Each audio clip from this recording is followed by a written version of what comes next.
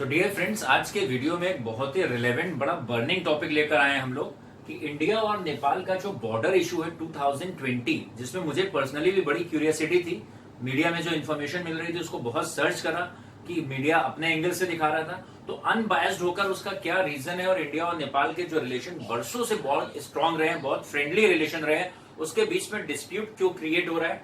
तो इन सारी चीजों को जो फाइंड करा, ऑल्दो ये ज्योग्राफिकल मैप नहीं है लेकिन एक जनरल वे में आपके अंडरस्टैंडिंग के लिए, एक नेपाल है, छोटा सा रीजन है, राइट साइड उसके पूरा चाइना है और लेफ्ट वाला पूरा इंडिया है।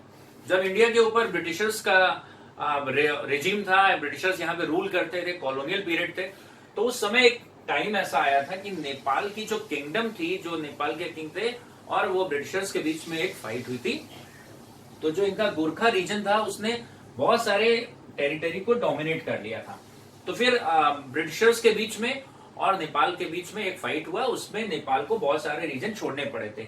इस साइड पे बात करें तो सिक्किम नेपाल को छोड़ना पड़ा था, वो ब्रिटिशर्स के पास आ गया, बाद में वो इंडिया का पार्ट बन गया। इसी तरफ अगर यहाँ बात करें तो बहुत सारे और रीजन नेपाल के पास थे, उत्तराखंड का कुछ सर्टेन हिस्सा था, वो सारी चीजें वापस, या ये वाली साइड पे इंडिया का जो हिस्सा था बिहार के बाद वाला, वो सब वापस आ गया ब्रिटिशर्स के पास, जो बाद में इंडिया के पास आए। अब बात ये है कि ये इशू इस समय क्या चल रहा है, जो बहुत ज्यादा हाईलाइटेड है लिपू लेक के नाम से या काला पानी के नाम से, ये इशू क्या है। तो चलिए इसको सिंप्लीफाई करने के लिए ड्रॉ कर रहा है हमने एक इमेज, इसको समझते हैं। ये नेपाल है, इस साइड पूरा इंडिया है, जैसे इधर गोरखपुर हो गया, सोनौली बॉर्डर हो गया, इस तरफ आ जाएंगे तो उत्तराखंड है। उत्तराखंड में स्पेशली अल्मोड़ा के आगे जाएंगे तो जागेश्वर है, बागेश्वर है, मुंशी पिथौरागढ़ यहाँ कहीं पे होगा, पिथौरागढ़ हो गया, मुंशियारी है, धारचूला है।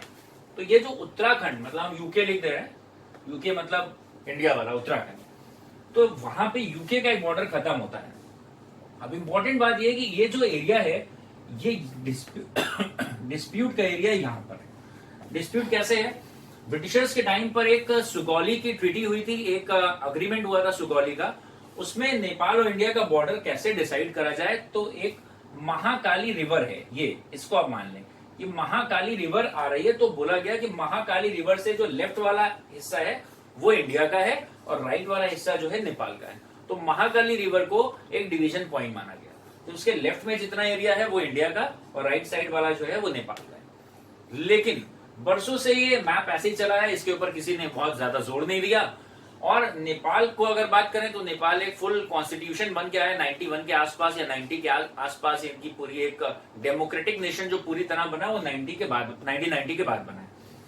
और ब्रिटिशर्स के टाइम पे जो वो अग्रीमेंट हुआ तो बहुत पहले है, 1800 समथिंग में हुआ था, तो कभी इसके ऊपर गौर नहीं करा गया। अब ये जो जोन है, आज डिस्प्यूट यहां से हो रहा है कि जो भी करंट नेपाल के प्राइम मिनिस्टर हैं वो कम्युनिस्ट हैं, मतलब उनकी आइडियोलॉजी जो है कुछ वैसी है जो चाइनीज की है, क्योंकि चाइना जो है कम्युनिस्ट इकोनॉमी है। तो अभी क्या हो रहा है कि उन्होंने ये बोला कि नहीं, हमारा पास जो ये महाकाली रिवर है इसका ओरिजिन देखी जाए। ओरिजिन तो महाकाली रिवर, ये तो महाकाली रिवर चल रही है, लेकिन एक पॉइंट ऐसा आया कि महाकाली रिवर जहां से फॉर्म हो रही है ओरिजिन, वो फॉर्म दो स्ट्रीम में, अगर थोड़ा आप और अप स्ट्रीम जाए देन यू विल फाइंड कि इसकी जो ट्रिब्यूटरीज हैं जहां से ये मर्ज होके आ रही है वो दो पार्ट में है। एक फॉल इसमें ये आ रहा है और एक फॉल ये आ रहा है। Got it? अब मजेदार बात यह है कि इसमें दो फॉल है यहाँ पर, एक फॉल ये है और एक फॉल यहां पर आ रहा है। तो किसको माना जाए? अगर इसको माना जाए ये महाकाली रिवर है तो डिवीजन लाइन ये मानी जाएगी पूरी, तो उस लिहाज से ये पूरा इंडिया में आएगा। अगर इसको माना जाए महाकाली रिवर है तो डिवीजन लाइन ये, मतलब इसके इधर वाला इंडिया और ये सब पूरा हिस्सा नेपाल में जाएगा। तो नेपाल का कहना ये है यहां पर कि हमारे पास महाकाली रिवर का जो ये वाला जोन है, जो ये स्ट्रीम है, जो नदी का पानी ये है, ये स्ट्रीम ज्यादा है, इसका फ्लो ज्यादा है। तो अगर ओरिजिन माननी चाहिए तो इसको माननी चाहिए। तो अगर नेपाल के हिसाब से, तो अगर ये महाकाली रिवर यहां से ओरिजिन हो रही है तो फिर ये पूरी कंटिन्यूएशन में आ गई। तो नेपाल के हिसाब से इसके लेफ्ट वाला हिस्सा इंडिया का है और ये वाला हिस्सा इनफैक्ट नेपाल का ही पार्ट है। इंडिया के हिसाब से चले तो इंडिया ये कह रहा है कि जब ब्रिटिशर्स के साथ में अग्रीमेंट हो गया था और उस समय जो अग्रीमेंट हुआ था उसमें ये वाली लाइन ड्रॉ करी गई थी महाकाली रिवर, तो अब ये देखने की जरूरत नहीं है कि कौन सी महाकाली रिवर है। जब एक बार अग्रीमेंट हो गया तो ये अग्रीमेंट हो गया, और अगर नेपाल की डेमोक्रेसी फॉर्म हुई है 1990 में तो उसको भी 30 साल हो चुके हैं। अगर उनको भी ऑब्जेक्शन था तो तब बोलते। तो इंडिया का कहीं ना कहीं कहना यह है कि नेपाल इसलिए ऐसा कर रहा है कि उसके चाइना का उसके ऊपर इन्फ्लुएंस है।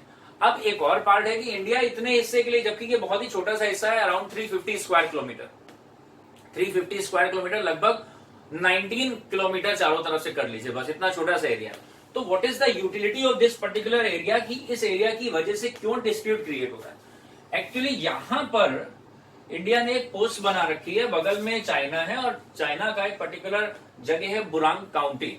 तो जो बुरांग काउंटी है वो चाइनीज सोल्जर्स के पॉइंट ऑफ व्यू से बहुत इंपॉर्टेंट है। अगर ये यहां पर इंडिया अपनी पोस्ट, ये एरिया इंडिया के पास से चला गया नेपाल के पास, और नेपाल डेफिनेटली इस समय रिसेंटली चाइना से ज्यादा इन्फ्लुएंस है, तो चाइना के soldiers via this particular wing Uttarakhand में भी आ सकते हैं, तो जो इंडिया के लिए एक ट्रबलसम स्टेट होगी।